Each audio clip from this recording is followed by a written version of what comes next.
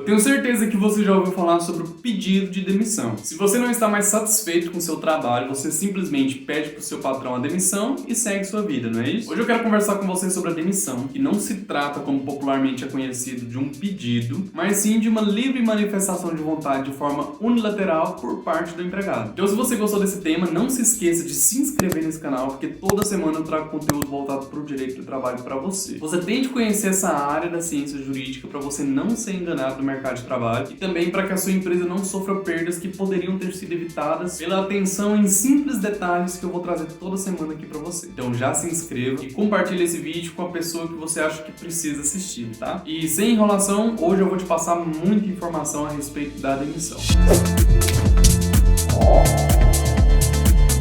No vídeo anterior dessa playlist, eu te ensinei um pouco sobre a demissão sem justa causa. E eu disse pra você lá naquele vídeo que a demissão sem justa causa e o pedido de demissão são as duas modalidades de extinção do contrato de trabalho que se dão de forma totalmente imotivada e voluntária. Eu sei que a dispensa sem justa causa pode exigir sim uma motivação no caso da dispensa discriminatória, mas esse é um assunto que eu tratei lá no outro vídeo e eu aconselho muito que você assista porque é importante também. Mas o fundamento dessa questão é justamente a regra. A demissão sem justa causa e o pedido de demissão são hipóteses de modalidade de contrato de trabalho de forma imotivada. Você não precisa de motivar ou de justificar o porquê dessa tomada de atitude. Se você quer sair da empresa, você simplesmente pede demissão. E se você é um empregador e quer dispensar um empregado, você simplesmente dispensa esse empregado. Sem motivação, sem fundamentação, sem justificativa, sem nada disso. É um ato unilateral de vontade. Com isso em mente, você já consegue chegar a uma série de conclusões sobre esse tipo de extinção do contrato de trabalho. Mas aqui eu já quero te adiantar um erro linguístico em relação à nomenclatura desse tipo de extinção do contrato. Porque quando se fala em pedido de demissão, pressupõe que o empregado vai pedir autorização para o empregador para se desligar da empresa. E não é isso que acontece. O empregado não pede a permissão para sair da empresa. Ele simplesmente se demite. E o empregador não tem a opção de aceitar essa demissão ou não. Por isso eu não posso dizer que é um pedido de demissão. É uma simples demissão. O empregado se demite e não depende do empregador trazer a ele algum tipo de autorização. Por isso que eu falo que existe esse erro linguístico aqui na nomenclatura desse tipo de modalidade de rescisão do contrato de trabalho. Mas pedido de demissão é o que as pessoas falam no dia a dia. A norma trabalhista não trata esse tipo de extinção do contrato como pedido de demissão, e sim simples demissão. Então, se o empregado pede demissão ao seu empregador, o empregador não tem a opção de aceitar ou não esse pedido. Ele simplesmente tem que fazer ali o termo de rescisão e dispensar esse empregado, que na verdade foi o empregado que se dispensou, né? Então, se o empregado pede demissão ao empregador, esse é um ato voluntário do empregado de se demitir, de se desligar da empresa. Então, o departamento pessoal dessa empresa vai preparar o termo de rescisão contratual e fazer o pagamento das verbas que são devidas nesse tipo de modalidade de extinção do contrato de trabalho. E esse tipo de decisão do empregado pode acontecer a qualquer momento e sob qualquer pretexto. O empregado pode chegar a qualquer momento diante do empregador e se desligar da empresa, sem motivo nenhum. Isso independe se o empregador vai ter gastos para contratar um novo funcionário, independe se o empregador vai ter algum tipo de prejuízo pela falta daquele empregado, independe também se o empregador vai ter que contratar uma equipe para formar ou para qualificar os novos empregados que vão suprir a vaga daquele que pediu demissão. Quando você se demite, quando você pede demissão, quando você se desliga da empresa de forma voluntária, isso independe de qualquer prejuízo que a empresa possa ter por esse ato de vontade seu. E eu comentei com você no vídeo anterior, no caso que foi julgado aqui pelo TRT da 18ª região, onde um rapaz foi contratado e demitido no mesmo dia, foi até a justiça levantando a tese de expectativa de emprego e acabou ganhando dano moral. Isso porque a empresa simplesmente decidiu contratar esse empregado e no mesmo dia decidiu dispensar. A empresa então foi condenada a pagar esse empregado um valor de dano moral porque trouxe expectativa no empregado de ser o empregado daquela empresa. Então o dano, de acordo com o TRT 18, aconteceu pela expectativa do empregado ter sido frustrado quando a empresa simplesmente mandou ele embora no mesmo dia da contratação. Agora aqui eu quero avaliar um pouco o seu senso de justiça em relação a esse assunto. Então eu vou precisar que você comente aqui embaixo o que você acha sobre a pergunta que eu vou te fazer a seguir. Mas para direcionar um pouco mais o seu raciocínio, eu vou te explicar algumas coisas básicas para você conseguir entender aonde eu quero chegar com essa pergunta. Primeiramente, a empresa pode demitir e empregar quem ela quiser. A empresa privada tem liberdade para isso. Ela pode demitir quando ela quiser e ela pode demitir também quando ela quiser. Da mesma forma o empregado